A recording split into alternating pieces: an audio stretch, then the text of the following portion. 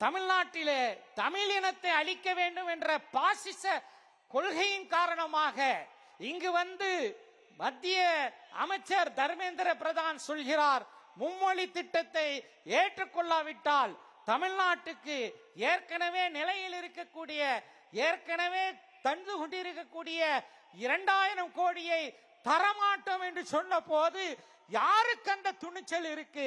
ஒரு 2000 கோடி எங்களுக்கு தேவையில்லை, நீ 10,000 கோடி தந்தாலும் இந்த மும்மொழி திட்டத்தை ஏற்றுக்கொள்ள மாட்டோம் என்று சொன்னது நமது தளபதியினுடைய மிகப்பெரிய துணிச்சலாக இருக்கிறது.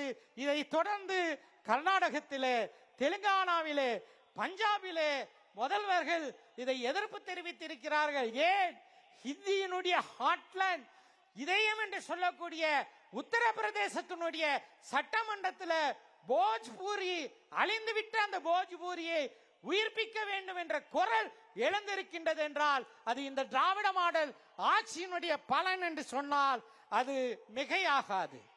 வக்ஃப் வாரிய திருத்த சட்டம் என்ற பெயரிலே ஒரு சட்டத்தை கொண்டு வந்து ஒரு மாயவலையை விரித்து வக்ஃப் சொத்துக்களை கபலீகரம் செய்யக்கூடிய ஒன்றிய அரசுக்கு எதிராக ஜாயிண்ட் பார்லிமெண்ட் கமிட்டியில கூட்டு நாடாளுமன்ற குழுவிலே தமிழ்நாட்டில் இருந்து 2 சிங்கங்களை இதோ இங்கு முன்னால் அமர்ந்திருக்கின்ற அண்ணன் ராசா சகோதரர் MM அப்துல்லாவை அனுப்பி அந்த கூட்டு நாடாளுமன்ற குழுவிலே மிக தெளிவாக சிறுபான்மை முஸ்லிம் சமூகத்திற்கு ஆதரவாக வலுவான கருத்துக்களை எல்லாம் எடுத்து சொன்னார்கள்.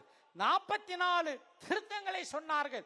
அந்த திருத்தங்கள் எதையுமே ஏற்றுக்கொள்ளாமல் பாஜகவினர் சொன்ன 23 திருத்தங்களை கொண்டு வந்து அந்த மசோதா இப்போது நாடாளுமன்றத்தில் இருக்கின்றது. இருந்தாலும் கூட மிகப்பெரிய அளவிலே ஒரு தீவிர எதிர்ப்பை காட்டி இருக்கிறார்கள்.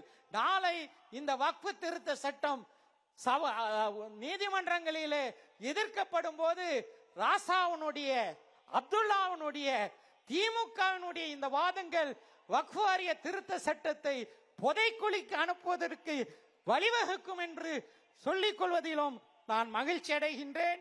இதே இந்தியா முழுவதற்கும் பொருத்தமான ஒரு ஆட்சி முறை திராவிட மாடல் ஆட்சி முறை. இந்த திராவிட மாடல் ஆட்சி முறையினுடைய சிறப்புகள், அதனுடைய பெருமைகள், அதனுடைய தனித்தன்மைகள், அதை எப்படி மக்கள் வரவேற்கிறார்கள் என்பதை தினந்தோறும் பார்த்து கொண்டிருக்கிறோம். ஒன்றிய அரசிலே உள்ளவர்கள் பாரபட்சமாக நடக்கிற அத்தனை நமக்கு தெரியும். அவர் செய்து கொண்டிருக்கிற ஒவ்வொன்றும் நமக்கு தெரியும். ஏழை எளிய மக்கள் படிக்கிற படிப்புக்கு கூட ஒன்றிய அரசு தர வேண்டிய தொகையை தருவதற்கு முன்வரவில்லை என்பது நமக்கு தெரியும். ஆனால் தமிழக முதல்வர் அவர்கள் இதனை எடுத்து சொல்லவில்லை. தமிழ்நாட்டிலே உள்ள குழந்தைகள், கபிலன் என்கிற ஒரு 4 வயது பையன் தனது சிறுவாட்டிலே சேர்த்து வைத்த 5000 ரூபாயை முதலமைச்சருக்கு கொடுத்து, இதனை நாங்கள் கொடுத்து உங்களுக்கு உற்சாகமூட்டும் என்று சொல்லுகிறார். இன்னொரு அருமை சகோதரி நன்முகை என்ற ஒரு சிறுமி தான் சேர்த்து வைத்திருந்த பணத்தை எல்லாம் முதலமைச்சருக்கு அனுப்பி எங்க எந்த கவலையும் பட வேண்டாம் என்று சொல்லக்கூடிய காட்சி தமிழகத்தில் நடக்கிறது.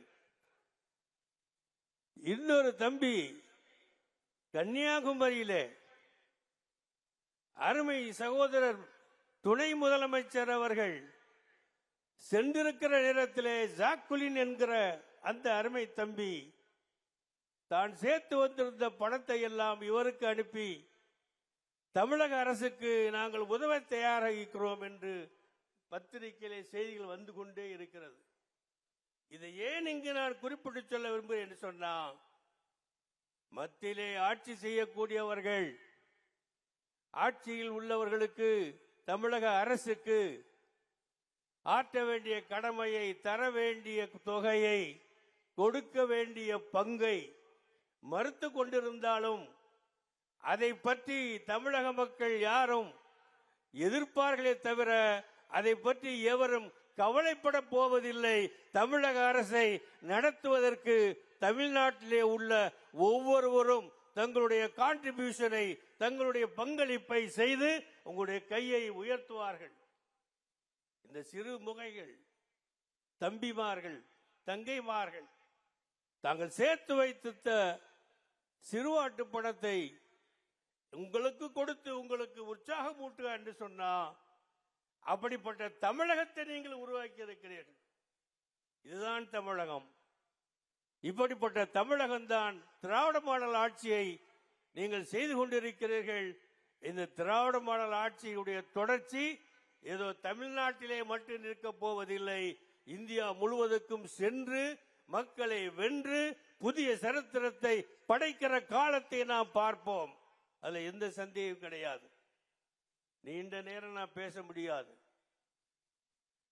மாண்புமிகு முதலமைச்சர் அவர்கள் என்னென்ன திட்டங்களை அறிவித்து என்னென்ன போராட்டங்களை செய்ய வேண்டும் என்று நீங்கள் அறிவித்துக் கொண்டிருக்கிறீர்களோ, அது மொழி பிரச்சனையாக இருந்தாலும் சரி, நிதி பங்கீடு பிரச்சனையாக இருந்தாலும் சரி, ஆதிக்கத்தை ஒழிக்கிற பிரச்சனையாக இருந்தாலும் சரி, இந்தி எதிர்ப்பு பிரச்சனையாக இருந்தாலும் சரி, மாநில உரிமை நிலைநாட்டக்கூடிய பிரச்சனையாக இருந்தாலும் சரி, இந்திய சட்டத்தை மாற்றுவதை தடுக்கக்கூடிய பிரச்சனையாக இருந்தாலும் சரி, நீங்கள் எடுத்து வைக்கிற அத்தனை பிரச்சனைகளும் தமிழ்நாட்டுக்கு மட்டுமல்ல, இந்தியாவில் உள்ள எல்லோருக்கும் வழிகாட்டக்கூடிய பிரச்சனைகள். அதிலே நீங்கள் வெற்றி பெறுவீர்கள். எப்பாடுபட்டாவது எளிய மக்களின் நிலையை உயர்த்த வேண்டும் என நினைக்கும் மாமனிதர் நமது முதல்வர். ஒரு இனத்தை அடிமைப்படுத்த நினைத்தால் முதலில் அந்த இனத்தின் மொழியை அளிக்க வேண்டும். பின்னர் நிலத்தை பாழாக்க வேண்டும். அதன் பின் மக்களுக்கு நெருக்கடி கொடுக்க வேண்டும். இதைத்தான் ஆதிக்க சர்வாதிகார சக்தி காலங்காலமாக செய்து கொண்டிருக்கிறது. ஒரு பக்கம் தமிழ்நாட்டை கைப்பற்ற துடிப்பவர்கள், மறுபக்கம் அவர்களுக்கு துணை போகும் துரோகிகள். இதோடு கையில் இருப்பதோ முந்தைய முன்னாள் அரசால் சுரண்டி வைக்கப்பட்ட காலியான கஜானா. இத்தனை நெருக்கடிகளுக்கும் மத்தியிலும் தமிழ்நாட்டை காக்கும் அரணாக, தமிழர்களை காக்கும் அன்னையாக திகழ்கிறார் நமது முதல்வர் ஐயா அவர்கள். எதிரிகளும் பாராட்டும்படியான ஆட்சியை தருவேன் என பதவியேற்கையில் நமது முதல்வர் ஐயா சொன்னார்கள். அப்போது கொரோனா காலம், கொத்து கொத்தாய் மனிதர்கள் செத்து விழுந்த நேரம், சக மனிதர்கள் சந்திப்பதற்கு நடுங்கிய நேரம். அந்த நேரத்தில் நமது முதல்வர் ஐயா கவச ஆடை அணிந்து கொரோனா வார்டுகளுக்கு நேரில் நுழைந்தார். இந்தியாவிலே எந்த முதல்வரும் செய்யாத காரியம் அது. அந்த தைரியம் எந்த முதல்வருக்கும் இல்லாததை நமது முதல்வர்கள் செஞ்சாங்க. அது என்னது காட்டுது? தன் பிள்ளைகள் என்பதை அது காட்டுகிறது. அவங்களை தேடி போனார். அன்னைக்கே நீங்க தமிழக மக்களுக்கு அப்பாவாகவும் தாயாகவும் மாறிவிட்டீர்கள் ஐயா. நிறைய புற்றீசல்கள் வரும், சில மணித்துளிகள் பறக்கும், பிறகு அது இருக்க இடம் தெரியாமல் போகும். இது வாழ்க்கையில் நம்ம நிறைய பார்த்துருக்கிறோம். இப்போ தமிழ்நாட்டில் பார்த்தீங்கன்னா முதலமைச்சர் வேட்பாளருக்கு பஞ்சமே இல்லை. ஏராளமான வேட்பாளர்கள். ஆசைப்படுவது ஒன்றும் தப்பல்ல, தவறும் அல்ல. நம்ம துணை முதலமைச்சர் இங்கே அமர்ந்திருக்கிறார். அவருடைய பழைய நண்பரா இல்லை இப்பயும் நண்பரான்னு எனக்கு தெரியல. அவருக்கு செக்குக்கும் சிவலிங்கத்துக்குமே வித்தியாசம் தெரியல. அவங்கெல்லாம் முதலமைச்சருக்கு ஆசைப்படுறாங்க. ஏற்கனவே ஒருத்தர் இருந்தாரு, நீ என்ன உரிமைகளை வேண்டுமானாலும் பறித்துக்கொள், அதை பற்றி எனக்கு கவலை இல்லை, எனது நாற்காலியை மட்டும் ஆட்டாமல் இருந்தால் போரும் என காலத்தை கழித்து முடித்து சென்று விட்டார். இப்ப நமக்கு முதலமைச்சர் தேவை, முதலமைச்சர் இருக்கிறார். சாதனை பட்டியலெல்லாம் இங்கு நிரம்ப சொன்னார்கள். இந்த நெருக்கடி ஒரு சாதாரண நெருக்கடிகள் அல்ல, மிக மோசமான நெருக்கடிகள், நம்முடைய உரிமைகளை பறிக்கக்கூடிய நெருக்கடிகள், நமது தாய்மொழியை அளிக்கக்கூடிய நெருக்கடிகள், நமக்கு இருக்கிற நாடாளுமன்ற உறுப்பினருடைய எண்ணிக்கை, தொகுதிகளை குறைக்கக்கூடிய நடவடிக்கை, இதற்கெல்லாம் மேலாக அச்சுறுத்துகிற நடவடிக்கை. ஒரு டெல்லியில் இருந்து ஒருவர் சொல்லுகிறார், தேசிய கல்விக் கொள்கை ஏற்கவில்லை என்று சொன்னால் 356வது பிரிவை பயன்படுத்தி தமிழ்நாடு சர்க்கார் கலைக்கப்படும் என்று சொல்கிறார், அச்சுறுத்துகிறார். ஒருவர் இது ஏற்றுக்கொண்டு நீ கையெழுத்து போட்டால்தான் உனக்கு பணம் கொடுப்பேன், இல்லை என்றால் பணம் கொடுக்க முடியாது என்று ஒரு அடிமையிடம் பேசுவதை போல் பேசுகிறார். அதையும் இங்கே இருக்கிற சில பைத்தியங்கள் ஆதரித்து பேசுகின்றன. விவரம் அறிந்தோ அறியாமலோ ஆதரித்து பேசக்கூடியவர்களும் இருக்கிறார்கள். இப்படிப்பட்ட ஒரு சூழலில் தமிழகத்திற்கு ஏற்பட்டிருக்கிற இந்த நெருக்கடிகள், அரசியல் நெருக்கடிகளை எதிர்கொள்வதற்கு ஒரு வலிமையான தலைவர் தேவை, ஒரு வலிமையான முதலமைச்சர் தேவை. அதற்குத்தான் முதலமைச்சர் தேவையே தவிர எதற்கோ முதலமைச்சர் அல்ல. கொள்கை ரீதியாக, அரசியல் ரீதியாக எதிர்கொள்வதற்கு கொள்கையில் உறுதியுடைய ஒரு தலைவர் தேவை. அத்தகைய தலைவரை தான் தமிழகம் பெற்றிருக்கிறது. இல்லைன்னா காம்ப்ரமைஸ் பண்ணிக்கலாம், சரி ஏதாச்சும் பண்ணீங்க ஒன்றும் பிரச்சனை இல்லைங்க, நீட்ட இடத்துல கையெழுத்து போடுறேன், அந்த 5000 கோடியை கொடுங்க அப்படின்னு வாங்கலாம். நீ 10,000 கோடி கொடுத்தாலும் நான் பணிய மாட்டேன், அதுதான் அந்த தலைவர் தான் நமக்கு தேவை. அத்தகைய முதலமைச்சர் தான் தேவை. ஆண்டுகளும் தமிழ்நாட்டு மக்களுக்காக தன்னுடைய வாழ்க்கையை அர்ப்பணித்த தலைவருக்கு என்று பிறந்த நாள். திட்டங்கள் எல்லா அரசியல் கட்சிகளும் இந்தியா முழுவதும் வாக்குறுதியை கொடுப்பார்கள். வாக்குறுதியை கொடுத்துவிட்டு அதை நிறைவேற்றுவதற்கு திக்குமுக்காடுவார்கள். ஆனால் கொடுத்த வாக்குறுதியின் நிறைவேற்றிவிட்டு தமிழ்நாட்டு மக்களுக்கு என்ன தேவை என்பதை அறிந்து உடனுக்குடன் நிறைவேற்றி வருகிறார். அது மக்களை தேடிய மருத்துவமாகட்டும், இல்லம் தேடிய கல்வியாகட்டும், அடுத்த தலைமுறை எப்படி இருக்க வேண்டும் என்ற தவல் புதன் திட்டமாகட்டும், நம்முடைய பெண்கள் சங்க இலக்கியத்தில் சொன்னது போல உயர்ந்து நிற்க வேண்டும், அவர்களுக்கு உண்டான புதுமை பெண் திட்டமாகட்டும், இன்று எல்லோரும் உற்று பார்த்து கொண்டிருக்கிறார்கள். அண்டை மாநிலம் இல்ல, அண்டை நாடே மாண்புமிகு முதலமைச்சருடைய திட்டங்களை வெளி உலகில் கனடாவை போன்ற நாடுகளில் நடைமுறைப்படுத்த முன்வந்திருக்கிறார்கள் என்றால் இது எப்படிப்பட்ட ஆட்சி தமிழ்நாட்டில் நடக்கிறது என்பதை மக்கள் பார்த்து கொண்டிருக்கிறார்கள். அதுதான் சிலருக்கு எரிச்சல், சிலருக்கு பொறாமை, சிலரால் தூங்க முடியவில்லை. தினம் தினம் உண்மைக்கு புறம்பான செய்திகளை அவிழ்த்து விட்டிருக்கிறார்கள். இப்பொழுது புதியதாக 2 ஆண்டுகளாக ஒரு அவதாரம் தோன்றியிருக்கிறது. ஏற்கனவே 45 ஆண்டுகளாக இந்த தேசத்தை பிடித்த பிணி ஒன்று பேசிக் கொண்டிருக்கிறது என்றால் 2 ஆண்டுகளாக துவக்கிய ஒருவர் இப்பொழுது விமர்சனங்களை வைத்து வைக்கிறார். நான் கேட்கிறேன், தமிழ்நாட்டில் எத்தனை வீட்டில் காலை உணவை மக்கள் பருகுகிறார்கள், உணவருந்துகிறார்கள்? எத்தனை வீட்டில காலை அடுப்பு பற்ற வைக்கப்படுகிறது? இதையெல்லாம் இந்த 2 வயது அரசியல்வாதிக்கும் 45 வயது அரசியல்வாதிக்கும் தெரியுமா? எங்களுடைய முதலமைச்சர் 68 ஆண்டுகள் சமூகத்தில பின்னி பிணைந்திருக்கிறார். 58 ஆண்டுகள் மக்கள் பணியிலே இருக்கிறார். எங்களுடைய கட்சியுடைய தலைவராக இருக்கிறார் என்றால் 75 ஆண்டுகளை கடந்த ஒரு திராவிட முன்னேற்ற கழகத்தின் தலைவராக கம்பீரமாக இருக்கிறார். உங்களுக்கு என்ன அருகதை இருக்கிறது விமர்சனம் செய்வதற்கு? அதை கேட்கிறேன். பசி என்ன என்றால் உங்களுக்கு தெரியுமா? பட்டினி என்றால் உங்களுக்கு தெரியுமா? வறுமை என்றால் உங்களுக்கு தெரியுமா? எல்லாவற்றையும் தெரிந்து வைத்து ஆட்சி நடத்துபவர் எங்களுடைய முதலமைச்சர்.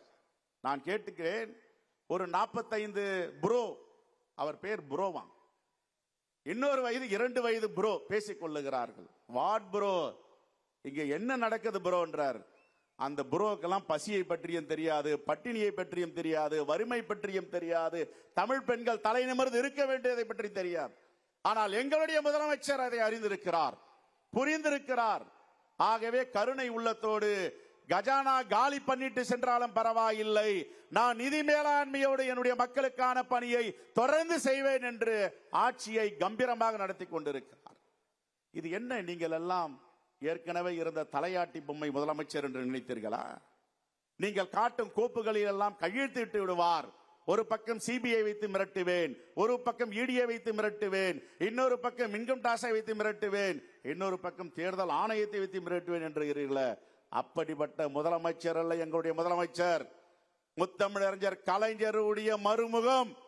இல்லம் தேடி மருத்துவம் என்பதெல்லாம் குறிப்பாக மலைவாழ் மக்கள் வாழக்கூடிய பகுதியிலே அவர்களெல்லாம் மருத்துவம் என்பதே ஒரு காலங்காலமாக அவர்கள் பரம்பரையாக கற்றறிந்த மருத்துவத்தை தான் இன்றைக்கும் பயன்படுத்துவது என்கிற நிலையிலிருந்து இல்லம் தேடி மருத்துவம் என்பது வந்ததற்கு பிறகு எங்கே எந்த குக்கிராமத்திலே ஒருவருக்கு உடல்நிலை சரியில்லை என்றாலும் உடனடியாக இந்த வாகனம் செல்லும், மருத்துவர் செல்வார், செவிலியர் செல்வார் என்பதெல்லாம் அந்த மக்கள் மத்தியிலே மிகப்பெரிய மாற்றத்தை ஏற்படுத்தியிருக்கிறது என்பதை நான் இங்கே மிக்க மகிழ்ச்சியோடு தெரிவித்துக் கொள்ள விரும்புகிறேன்.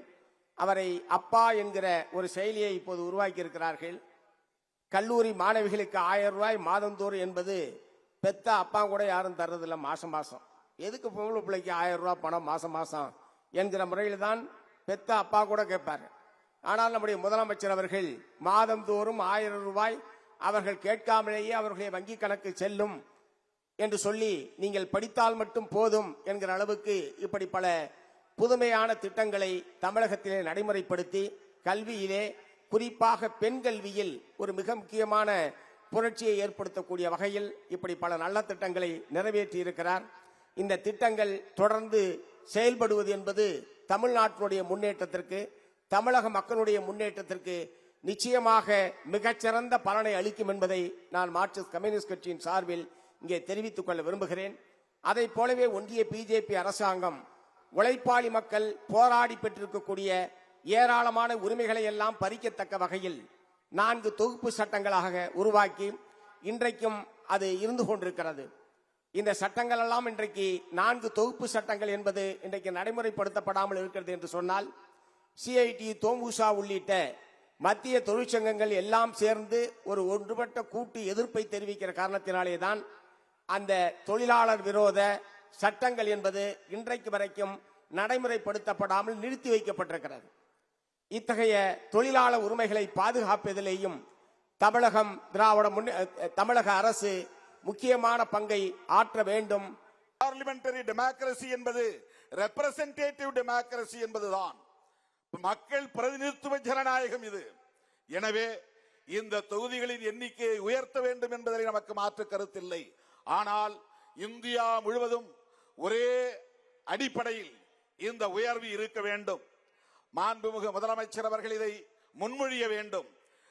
எல்லா மாநிலங்களுக்கும் சராசரியாக 20% இடங்களை உயர்த்தலாம் என்கிற அடிப்படையில் ஒரு ஆலோசனையை வழங்கினால் நம்முடைய எண்ணிக்கை கூடும், எல்லா மாநிலங்களிலும் அது பொருத்தமாக அமையும் என்கிற ஒரு வேண்டுகோளை வைக்க நான் கடமைப்பட்டு இருக்கிறேன்.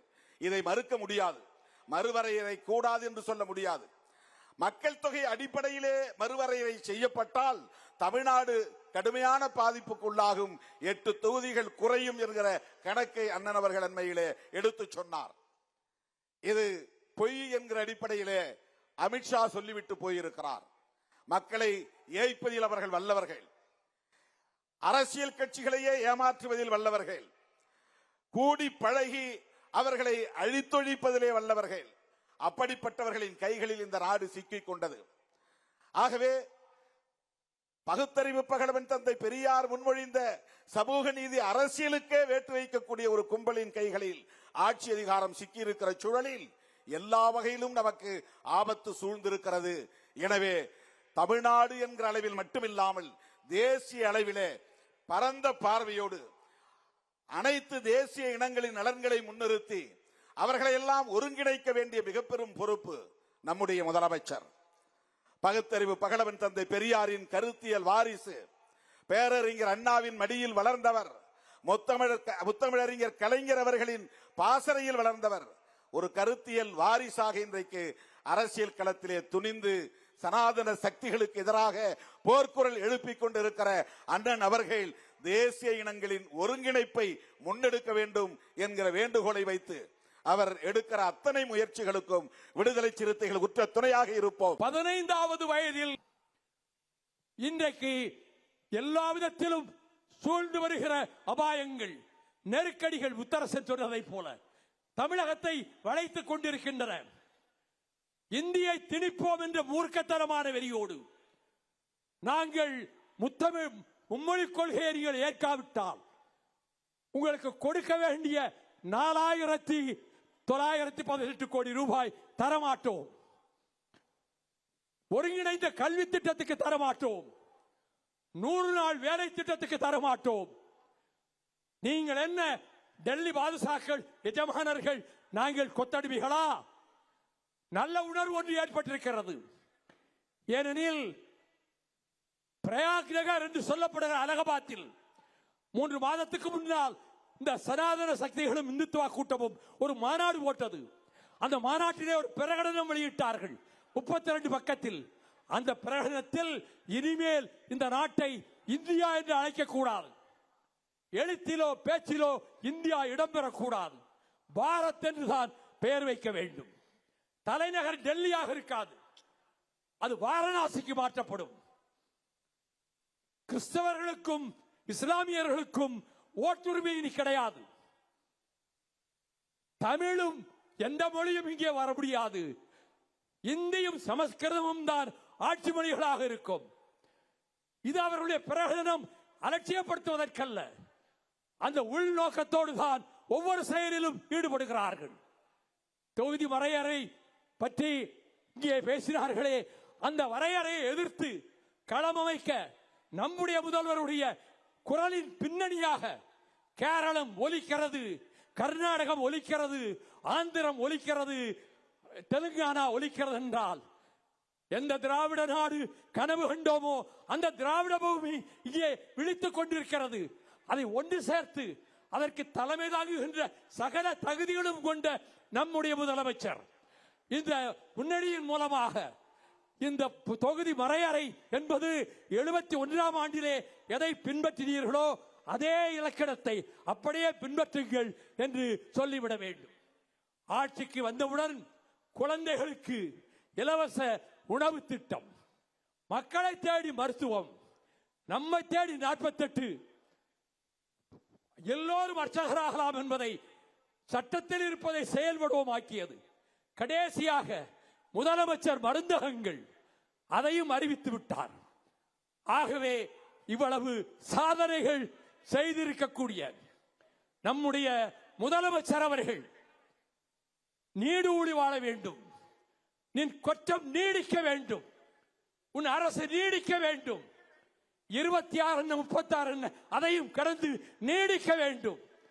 அது கல்வி, உயர்கல்வி, பள்ளி கல்வி, மருத்துவம், பொறியியல், வருவாய், விவசாயம், சட்டம், அறநிலைத்துறை, அடுக்கடுக்கான பாலங்கள், தொலைதூர தொடர்புக்கான இணைப்பு சாலைகள், நெடுஞ்சாலைகள் என்கிற எல்லா துறையிலும், உள்ளாட்சி துறையில் கடைகோடி மக்களும் சாதாரண கிராமப்புறத்தில் இருக்கக்கூடிய மக்களையும் இந்த நாட்டுடைய அரசாங்க திட்டங்கள் சென்றடையக்கூடிய வகையில் அதற்கான திட்டமிடல்களையும் அதற்கான உத்தரவாதங்களையும் தந்திட்டு ஒரு அரசாட்சி எப்படி நடைபெற வேண்டும் என்பதற்காக திராவிட முன்னேற்ற கழகத்தின் இந்த 5 முறை ஆட்சி செய்த போதுதான் கடைகோடி மக்களையும் சென்றடைந்தது.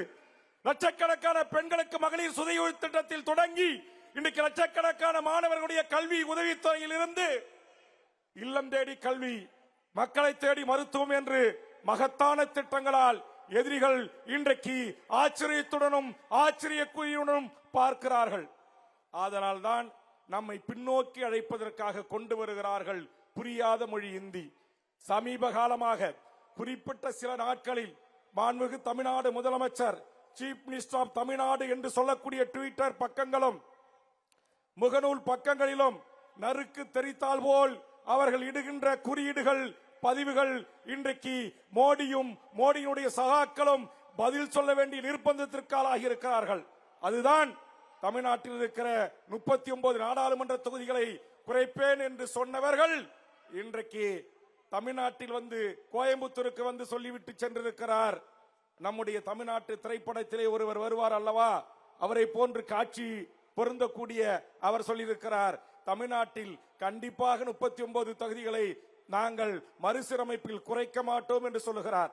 ஆக குறைப்பதற்காக தங்களுடைய அதிகாரப்பூர்வ இணையதளத்திலேயே எத்தனை தொகுதிகள் குறையும் இந்திய நாட்டில் குறிப்பா தென்னிந்தியாவில் என்று அறிவித்துவிட்டு இன்றைக்கு தமிழ்நாடு முதலமைச்சர் கொடுத்த முதல் எதிர்ப்பு குரலுக்கு அடிபணிந்து நாட்டுடைய உள்துறை அமைச்சர் அதற்கு பொறுப்பானவர் இல்லை தமிழ்நாட்டின் தொகுதிகள் குறையாது என்று அறிவிக்கக்கூடிய நிர்பந்தத்தை லட்சோப லட்சம் மக்கள் தலை கொண்ட திராவிட முன்னேற்ற கழகம் என்ற மாபெரும் இயக்கத்தின் தலைவரும் தமிழ்நாட்டின் முதல்வரும் கொடுத்த அழுத்தம் அதற்கான வாய்ப்பு வாய் திறக்க வைத்தது என்பதை இந்த நேரத்திலே பதிவு செய்து தன் கடின உழைப்பால் மாபெரும் மக்கள் தலைவனாக உயர்ந்து மாபெரும் அரசியல் தலைவனாக உயர்ந்து பல்லாயிரக்கணக்கான மக்களின் அன்பை பெற்று ஆட்சி அதிகாரத்திலும் எவருக்கும் நான் குறைந்தவன் அல்ல, நான் கலைஞர் முத்துவேல் கருணாநிதியுடைய மகன் ஸ்டாலின் என்பதை நிரூபித்து காட்டிய தலைவனுக்கு வாழ்த்துக்களை கூறி வாய்ப்புக்கு நன்றி கூறி நிறைவு செய்கிறேன்.